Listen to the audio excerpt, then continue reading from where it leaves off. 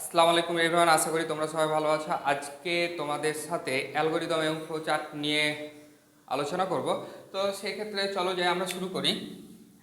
আমি এখানে একটা ছবি আঁকলাম, এই ছবিটার নাম দিলাম রানা। কি নাম দিলাম?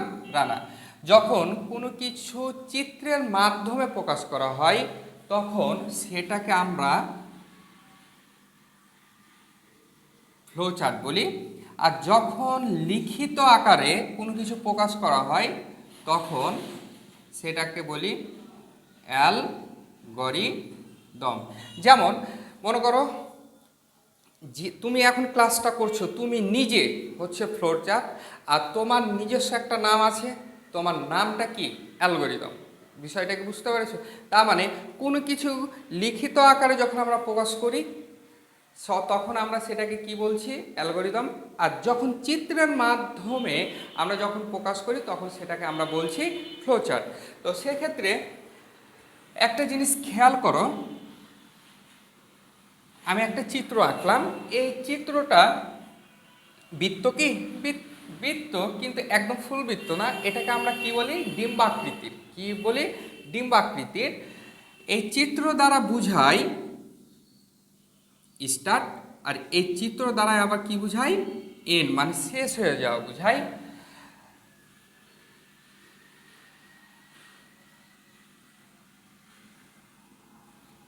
এই চিত্র দ্বারা এটা কিসের চিত্র? এটা সামন্তরিকের চিত্র। এই চিত্র দ্বারা আমরা বুঝাই ইনপুট, আর এই চিত্র দ্বারা আমরা বুঝাই আউটপুট। আচ্ছা, আউটপুট হিসাবে আমরা কি লিখে থাকি? প্রিন্ট। আউটপুট হিসাবে আমরা কি লিখি? প্রিন্ট লিখি।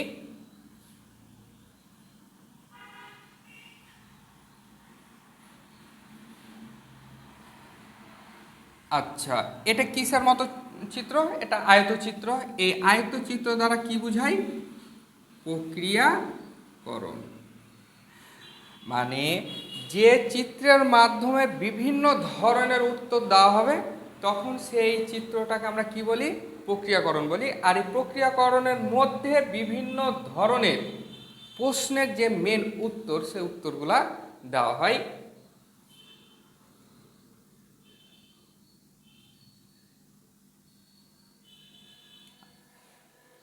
তুমি এখন আমার ক্লাস করছো, কিছুক্ষণ আগে তুমি নিজে ভাবছিলে যে স্যারের ক্লাসটা করব না করব না, এইরকম একটা চিন্তার মধ্যে ছিলে যে আরে স্যারের ক্লাসটা এখন করব, আরে না এখন করব না, একটু পরে না না এখনই করি। এই যে তুমি বিভিন্ন দিক চিন্তা ভাবনা করে তুমি একটা সিদ্ধান্ত নিলা কি, যে না আমি এখন স্যারের ক্লাসটা করব।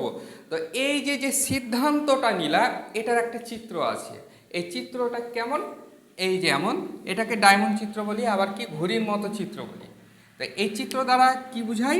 সিদ্ধান্ত।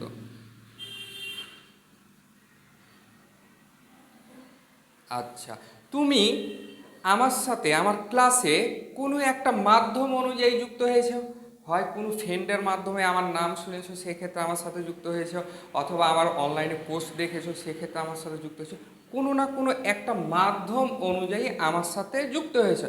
আমি এখন কি বললাম? যে আমার ক্লাসে যুক্ত হয়েছে। এই যে যুক্ত যে আমার ক্লাসে হয়েছো, এটারও একটা চিত্র আছে। তো সেই চিত্রটা দেখতে কেমন? এখানে আঁকি। চিত্রটা দেখতে এই বৃত্ত, এই বৃত্তর চিত্র দ্বারা আমরা কি বুঝাই? সংযোগ বুঝাই। কি বুঝাই? এই বৃত্তের চিত্র দ্বারা আমরা কি বুঝাই? সংযোগ বুঝাই। তাহলে একটা জিনিস খেয়াল করো, এই সাইডে যে চিত্রগুলা দেখতে পাচ্ছ, এই চিত্রগুলোকে আমরা কি বলছি? ফ্লোচার্ট বলছি। আর এই চিত্রের নিজস্ব কিছু নাম আছে, কিসের জন্য কি চিত্র ব্যবহার করা হয়, কেন ব্যবহার করা হয়, এই নামগুলোকে আমরা কি বলছি? অ্যালগরিদম বলছি। তোমরা এটা উঠিয়ে নাও। আর আমি তোমাদের এখন একটা প্রশ্ন করি।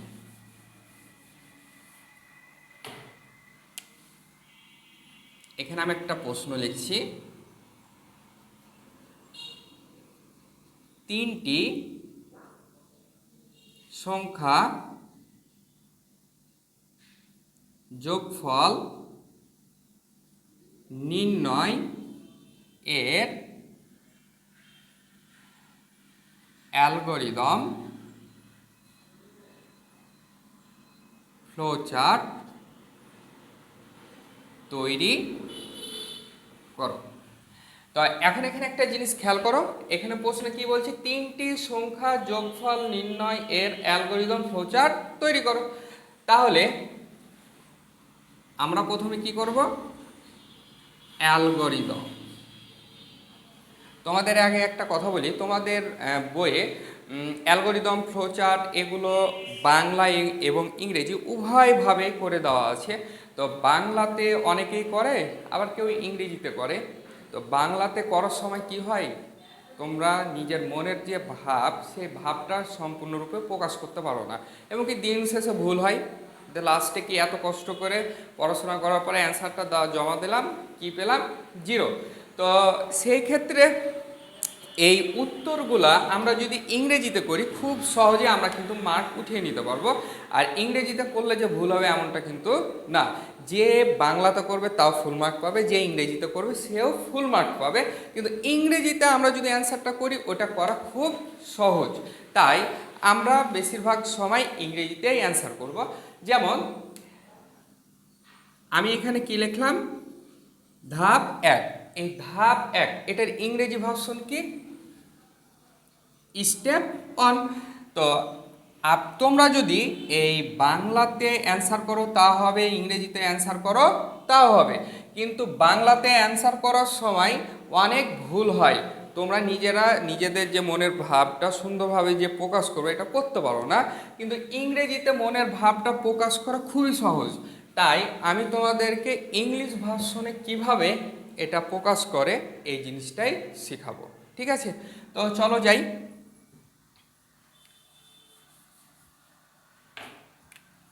প্রথমে কি লিখলাম আমরা, স্টেপ 1। আচ্ছা, স্টেপ 1-এ কি হবে, স্টার্ট। কি হবে, স্টার্ট। স্টেপ 1-এ সবসময় কি হবে, স্টার্ট হবে। Step 2 input.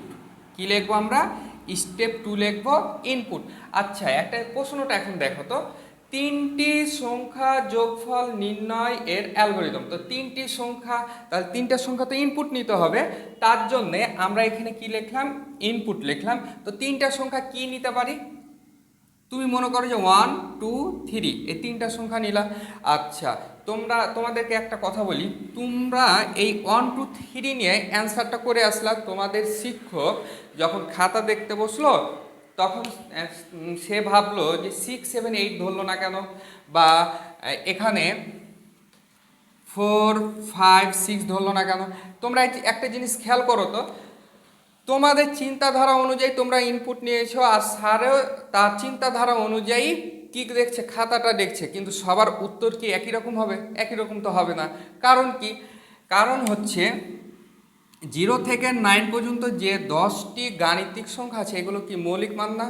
সাপোজ এটা কি লিখলাম, 7। এই 7 যদি মহাকাশে চলে যায়, 7 কি 6 হয়ে যাবে নাকি, তোমরাই বলো।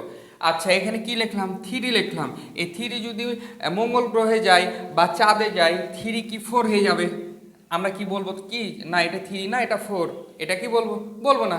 কারণ কি, এগুলোর নির্দিষ্ট মান আছে, যেখানেই যাই যাক না কেন, যদি 9 লিখি তাহলে 9, এটা নাম তার পরিবর্তন হবে না।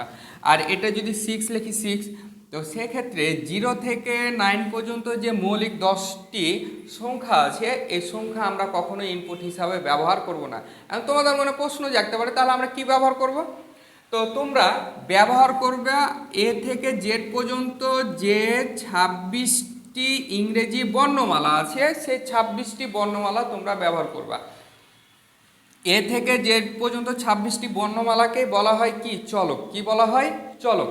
কিন্তু আমরা দৈনন্দিন জীবনে এক্স ওয়াই জেড এই 3টি সংখ্যা বেশি ব্যবহার করি, তার জন্য আমরা সবসময় কি বলি, কি এক্স ওয়াই জেড চলক, বাকিগুলো না। কিন্তু আসলে কি, এ থেকে জেড পর্যন্ত এই 26টি বর্ণমালাকে আমরা কি বলে থাকি, চলক বলে থাকি। তো একটা জিনিস দেখো তো, আমরা যদি ইনপুট হিসাবে এখানে চলক নিই, এখানে আমরা ইনপুট হিসাবে কি নিলাম, চলক। কি নিলাম, তুমি তোমার ইচ্ছা মতো নাও, কোনো সমস্যা তো নেই। আমি এখানে নিলাম এ বি সি। একটা জিনিস খেয়াল করো, তোমরা চলক যখন নিয়ে কাজটা শুরু করলা, সেই চলকের মান যে শিক্ষকে দেখবে সেই চলকের মান যা ধরবে তাই অ্যান্সার হবে, তাই না? অন্য কেউ, শিক্ষক বললেই তো হবে না, অন্য কেউ, তোমার ফ্রেন্ড যদি সেই চলকের মান যা ধরবে সেটাই হবে। মঙ্গল গ্রহে গেলেও উত্তর একই আসবে, চাঁদে গেলেও একই আসবে, ঠিক আছে না?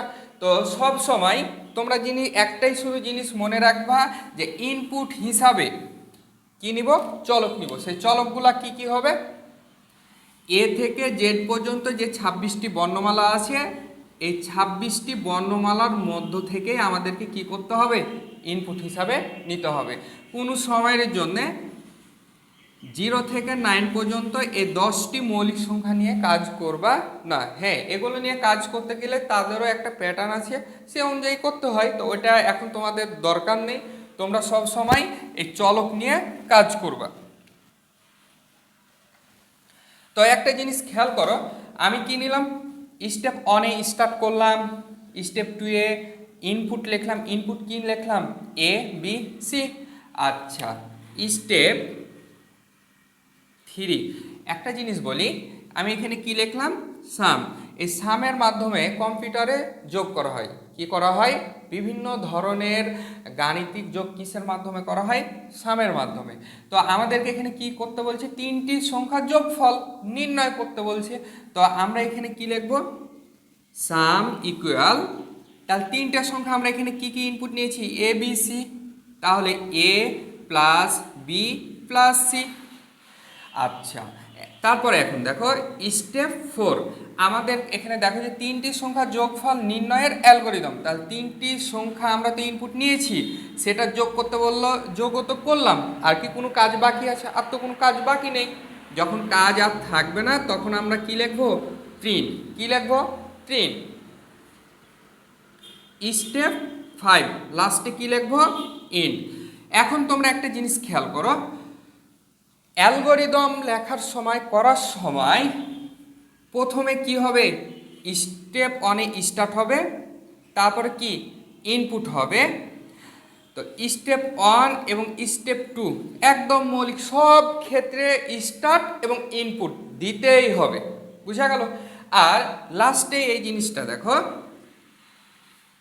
স্টেপ 4-এ কি দিছি, প্রিন্ট দিছি, তারপরে কি এন্ড।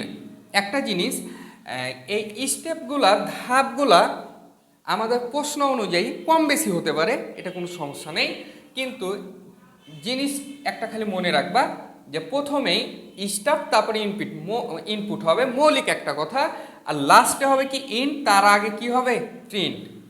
আমাদের কি চেঞ্জ করতে হবে এখন, সূত্র অনুযায়ী এই জায়গাটুকু শুধু চেঞ্জ হতে থাকবে, প্রশ্নে যা চাইবে সে অনুযায়ী পরিবর্তন হবে। কথা কি বোঝা গেল?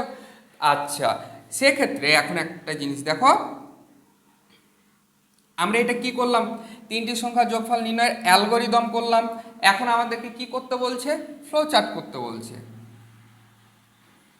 Flow chart. আচ্ছা, স্টার্টের চিত্র কিছুক্ষণ আগে কেমন দেখলাম, ডিম্বাকৃতির, এই যে এইরকমভাবে ডিম্বাকৃতির চিত্র দিলাম।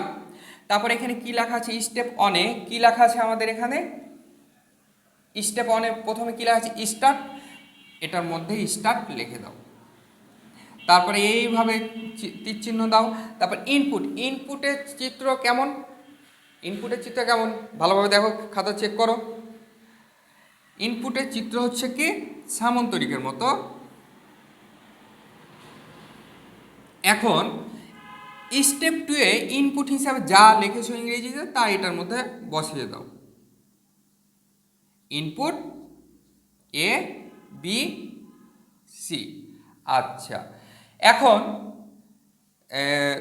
আচ্ছা, আমি যে আমার স্টুডিওতে এখন আমি ভিডিওটা বানাচ্ছি, তো আমরা এই রুমের মধ্যে কি করছি, ভিডিও বানাচ্ছি, ক্লাস ভিডিও বানাচ্ছি, তোমাদের অনলাইনে ক্লাসটা নিচ্ছি। তোমরা কি করছো, তোমরা তোমাদের রুমের মধ্যে বসে চেয়ার টেবিলে বসে কি করছো, ওখানে পড়াশোনা করছো। তো যে ঘরের মধ্যে বা যে চিত্রের মধ্যে প্রকৃত প্রশ্নের উত্তরটা দেওয়া হয় সেটা মূলত প্রক্রিয়াকরণ। আর সে প্রক্রিয়াকরণের চিত্রটা কেমন, আয়তর মতো, আয়তর চিত্র।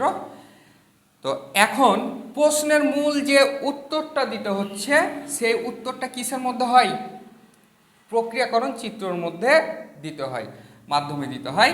তো সেক্ষেত্রে এখানে কি যা লেখা আছে ইংরেজি তা এটার মধ্যে লিখে দাও, sum equal to A plus B plus C.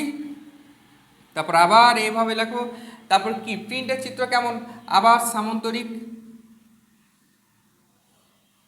Print এখানে লিখেছো, এটার মধ্যে এখন প্রিন্ট লিখে দাও। তারপরে ইন্ডের চিত্র কেমন? ডিম্বাকৃতির, এই তো ইন। আচ্ছা, এখন আমি তোমাদের বোঝার সাথে এই যে স্টেপ 1 এর জন্য এটা হলো, স্টেপ 2 এর জন্য এটা হলো, স্টেপ 3 এর জন্য এটা হলো, স্টেপ 4 এর জন্য এটা, স্টেপ 5 এর জন্য এটা হলো। তো তোমরা এটা উঠিয়ে নাও। আচ্ছা, এখন আমি তোমাদের আরেকটা করতে দিচ্ছি, দেখো তো বুঝতে পারো কিনা।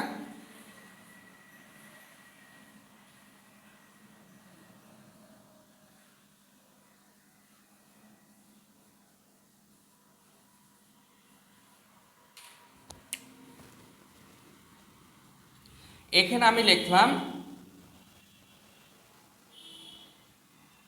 5টি সংখ্যা যোগফল নির্ণয়ের অ্যালগরিদম ফ্লোচার্ট তৈরি করো। আমি একটু আগে আমি কি বুঝালাম যে 3টি সংখ্যা, এখন আমি আবার কি করলাম যে 5টি সংখ্যা নির্ণয়ের যোগফল নির্ণয়ের। তো প্রথমে আমরা কি লিখলাম? স্টার্ট, তারপরে কি লিখলাম? ইনপুট। ইনপুট হিসাবে যে কোনো 5টা সংখ্যা নিব, তাহলে 5টা সংখ্যা কি নিব বলো, তোমরাই বলো। তোমরা এখন যদি বলো যে 0 বা 1 2 3 4 5 এই 5টা নিব, কোনো সমস্যা নাই, নাও, কিন্তু ওটা কি মৌলিক মান। তোমাদের চিন্তাধারা অনুযায়ী যদি নাও তাহলে সেক্ষেত্রে তো লাস্টে ভুলেই যাবে। তাহলে আমাদেরকে কি করা লাগবে? চলক নিতে হবে। তো চলক হিসাবে আমরা কি নিব? এ থেকে জেড পর্যন্ত যে 26টি বর্ণমালা আছে, 26টা বর্ণমালার মধ্যে যে কোনো 5টা নিলেই হবে। তো আমি এখানে কি নিলাম? ইনপুট হিসাবে নিলাম A B C D E. বুঝা গেল এখানে কয়টা আছে? 1 2 3 4 5। আচ্ছা, কম্পিউটারে তাহলে যোগ করে কিভাবে? একটু আগে আমরা শিখলাম, কি শিখলাম? সামের মাধ্যমে যোগ করে, SUM সাম। তো সামের মাধ্যমে যেহেতু যোগ করে, তাহলে A plus B plus C plus D plus E. তো আমাদেরকে এখানে প্রশ্ন কি বলছে? 5টি সংখ্যার যোগফল নির্ণয়। তাহলে আমাদের 5টি সংখ্যা ইনপুটও নিলাম, যোগও করলাম। আর কি কোনো কিছু বাকি আছে? বাকি তো নেই, হয়ে গেল। তারপর কি প্রিন্ট, লাস্টে কি হয়ে গেল? এন্ড। তা স্টেপ 1 এ কি লিখবো? স্টার্ট লিখেছি। স্টেপ 2 এ ইনপুট। ইনপুটে এখানে যা আছে তা এটার মধ্যে লেখো। কি লিখবো? A B C D E, 5টা। এখন কি এগুলো সম্পূর্ণ এই স্টেপ 3 তে যা আছে তা এটার মধ্যে লেখো,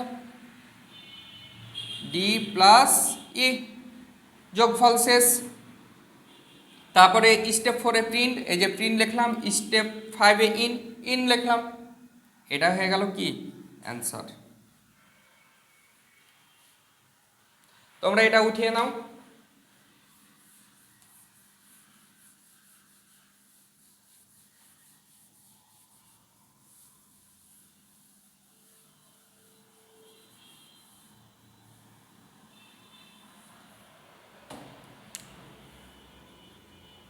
হোমওয়ার্ক,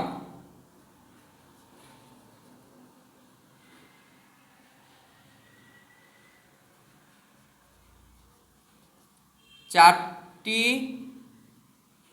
সংখ্যা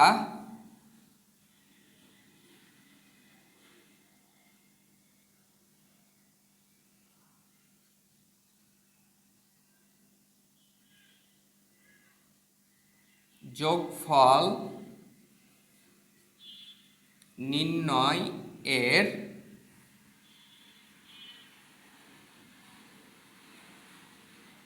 অ্যালগরিদম ফ্লোচার্ট তৈরি করো। আচ্ছা, তোমাদের এটা হচ্ছে হোমওয়ার্ক। 4টি সংখ্যা, এখানে 4টি সংখ্যা কিন্তু আমি দিয়ে আছি। তোমরা যদি এবার নিজের ইচ্ছা মতো করে ধরো তাহলে কিন্তু হবে না। কারণ কি, আমি 4টা সংখ্যা কি কি দিয়েছি? এক্স দিয়েছি, এফ দিয়েছি, ই দিয়েছি, জেড দিয়েছি। এই 4টা সংখ্যা যোগফল নির্ণয়ের অ্যালগরিদম ফ্লোচার্ট তৈরি করো। তোমরা এটি করবা, করার পরে আমাকে কমেন্ট সেকশানে উত্তর দিবা অথবা আমাকে ইনবক্সে উত্তর দিবা, আমি সেটা তোমাদের উত্তরটা দেখে দিব।